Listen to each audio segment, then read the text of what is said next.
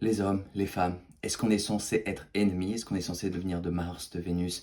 Est-ce qu'on est censé se taper dessus? Est-ce qu'on est censé de dire que les autres sont coupables, qu'on est victime de nos circonstances? Non. Aujourd'hui, je vais parler de mon expérience en tant qu'homme, dans cette vie présente, ce que ça m'a apporté, comment j'approche ma relation avec les femmes aujourd'hui, comment je l'ai approché dans le passé, la différence, comment j'ai grandi dans ces aspects-là et comment je continue de grandir et d'apprendre.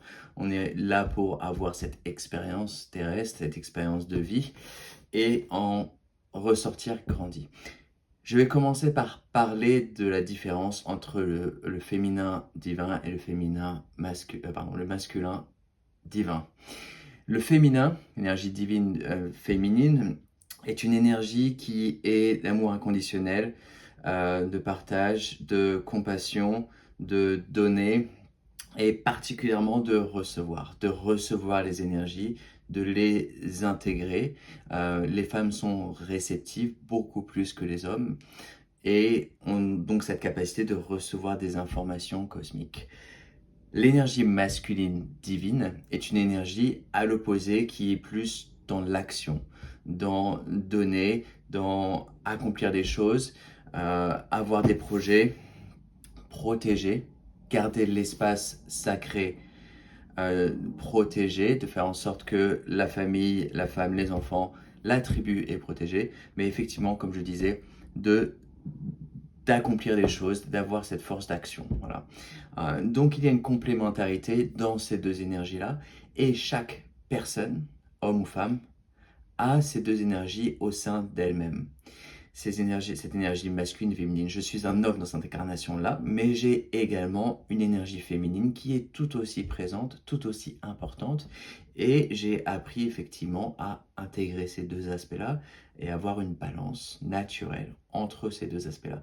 Bon, petite mention, il y a aussi de l'enfant intérieur, qui est une version de nous-mêmes qui a 5-6 ans et qui est cette joie, cette nature insouciante, cette joie divine. Voilà, ça c'est autre chose, mais c'est important également de le mentionner. Donc, mes expériences avec les femmes sont des expériences que j'ai appelées pour ma propre croissance. Oui, vous pouvez rencontrer une personne dans un bar par exemple, dire ah bah tiens on vient de se rencontrer comme ça, c'est arrivé, c'était inattendu, ça a très bien marché, c'était une belle magie, voilà. Oui, tout à fait, mais ça c'est sur le plan physique, le plan terrestre. On appelle ces expériences au niveau de l'âme, on les appelle dans notre vie pour grandir, pour apprendre, pour devenir une meilleure version de soi-même. Et donc j'ai appelé ces expériences-là, je les ai appelées dans ma vie. Il y a eu des expériences magnifiques, d'autres beaucoup moins magnifiques. Comme la plupart des gens, on a effectivement, on est tombé sur des expériences, quand tomber c'est pas le bon mot, on a appelé ces expériences-là pour grandir dans notre vie.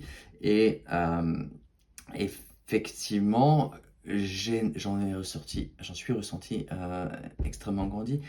J'ai toujours eu une philosophie de préférer rester en célibataire et de travailler sur moi-même pour devenir cette meilleure version-là et ensuite approcher cette meilleure version dans un couple, pouvoir rentrer dans un couple, dans une situation de couple et de dire voilà, j'apporte une meilleure version de moi-même.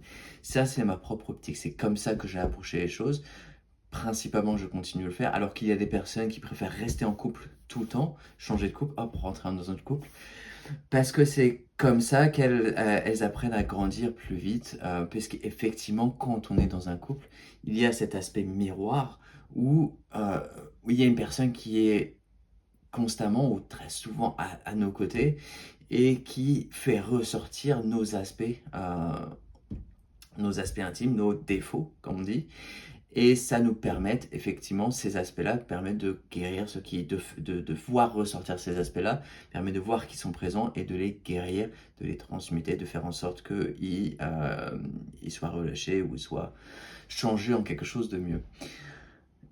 Mais ces expériences, moi, à titre personnel, j'étais extrêmement timide il y a longtemps, dans ma tendre jeunesse, et j'ai eu effectivement beaucoup de mal à approcher les femmes, ce qui est complètement différent maintenant, mais ça a limité mes expériences. Et à partir du moment où j'ai changé complètement cet aspect-là et j'ai eu cette facilité à approcher les femmes, euh, j'ai effectivement eu l'opportunité de voir ressortir ce féminin divin dans ma vie de tous les jours et de faire en sorte que cet aspect-là puisse être guéri au sein de moi-même. Et je ne voyais plus forcément les femmes comme les autres. C'est assez facile quand on est en identité, ouais, je suis un homme, je suis avec des hommes, ah c'est les femmes, c'est les autres, c'est les autres. On a tous été hommes et femmes dans nos vies passées, on a tous eu ces expériences-là. Là, aujourd'hui, dans cette vie-là, j'ai choisi d'être un homme, et c'est pas pour autant que je vais dire, ah c'est les femmes, c'est à cause des femmes, et les femmes elles sont comme ci, elles sont comme ça. C'est rentrer dans le statut de victime de faire cela, de dire, ah ben ça, je suis une femme, ça c'est un homme, c'est les hommes, ils font ça. On n'a pas besoin d'être victime, on a besoin d'être dans notre pouvoir personnel et effectivement rentrer dans cet aspect de souveraineté divine et de reconnaître que on a cet aspect d'homme et de femme. Ces deux aspects-là sont intégrés au sein de nous-mêmes. Euh, donc voilà, j'avais peur au début d'approcher les femmes, puisque j'avais peur de mon propre pouvoir. Une fois que j'ai vraiment appris à être proche des femmes, j'ai appris à reconnaître mon pouvoir personnel et à accepter ce pouvoir-là, à accepter qui je suis et de pouvoir interagir librement et naturellement avec les femmes. Euh, revenir sur l'aspect de reprocher les autres, ça c'est les hommes, ça c'est les femmes.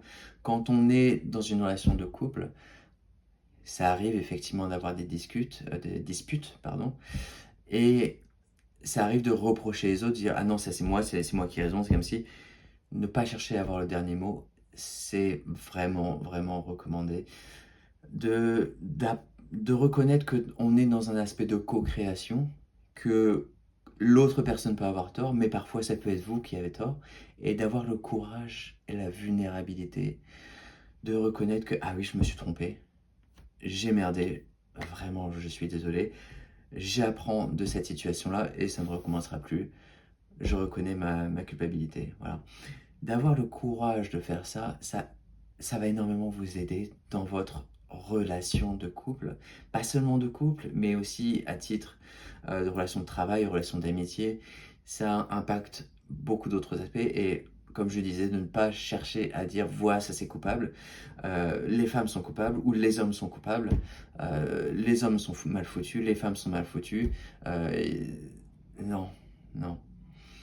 Oui, il y a énormément de choses que les hommes ou que les femmes doivent changer, doivent reconnaître au sein d'eux-mêmes pour faire ce changement-là, cette transmutation, cette activation, mais de reconnaître que on n'est pas victime, on n'est pas homme et ça c'est les femmes, on est tous, on a tous ces énergies-là intégrées. Donc maintenant je recherche la balance, je recherche la balance entre les deux énergies. Quand je suis en couple avec une femme, je reconnais que il y a un espace de co-création. Je suis un homme, je laisse mon énergie masculine ressortir naturellement et j'apprécie parfois d'avoir cette énergie féminine qui est également à l'intérieur de moi, mais dans un couple, à l'extérieur également.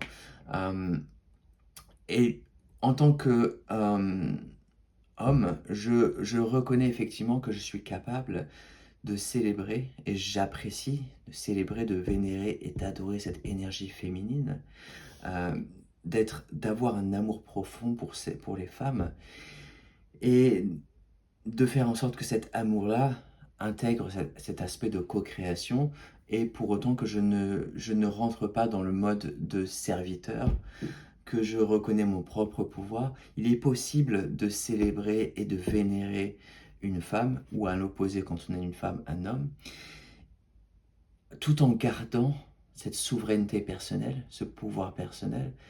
C'est une balance à opérer, c'est un aspect à à essayer d'intégrer quand vous êtes nouveau dans cette situation-là, mais c'est tout à fait possible de le faire et je vous invite également à le faire. Je suis dans le passé trop facilement tombé dans cet aspect de vénération en me perdant moi-même. Donc je vous invite à faire en sorte que votre souveraineté, votre pouvoir personnel ne soit pas perdu dans cet aspect de vénération ou d'adoration.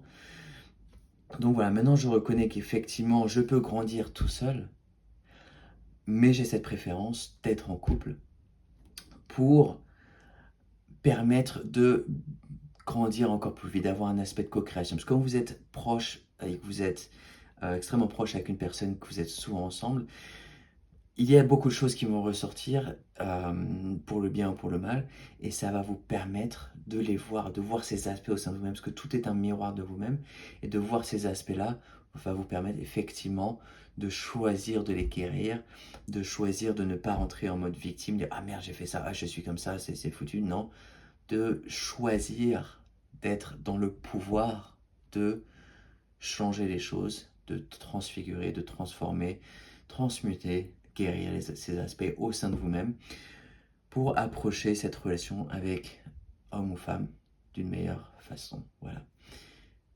Merci pour regarder cette vidéo aujourd'hui. Je vous invite à vous abonner à la chaîne et à partager.